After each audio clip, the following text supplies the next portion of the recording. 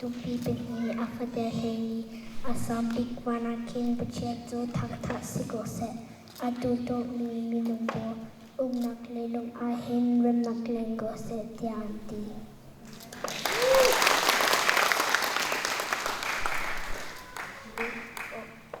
Luka apo penhi ayeleli pan asangkuk apathan tongpom u honse alung naklangkli a omna di lai dong a rup na honse di lai api u.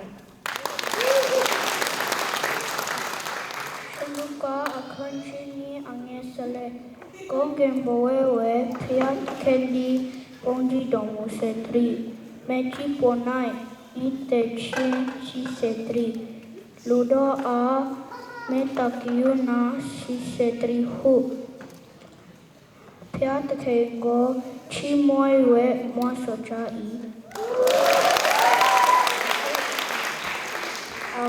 Luka alai po sani a chepo shipali tunung chai ka zinzo reti. Adu kwena atung lete a umfo atung zinzo sa luka chote na umpe kinsa.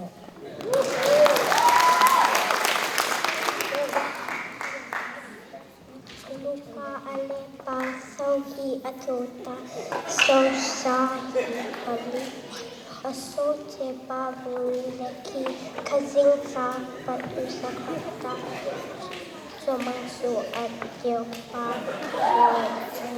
pa alile tempa omasu amata.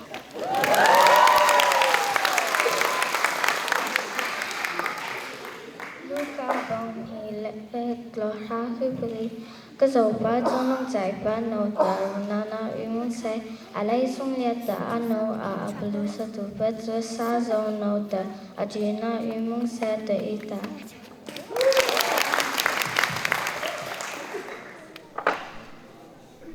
Hang ho bo volang kia pachil tu bu esa sung sa he bo no hele volang hin deno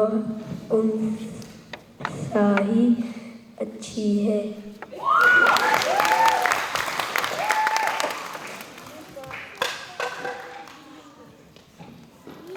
Luka aja do beni aja berapi pasong song a ho bang kaku nalong jase ka kun nya I tinti na yase jange supi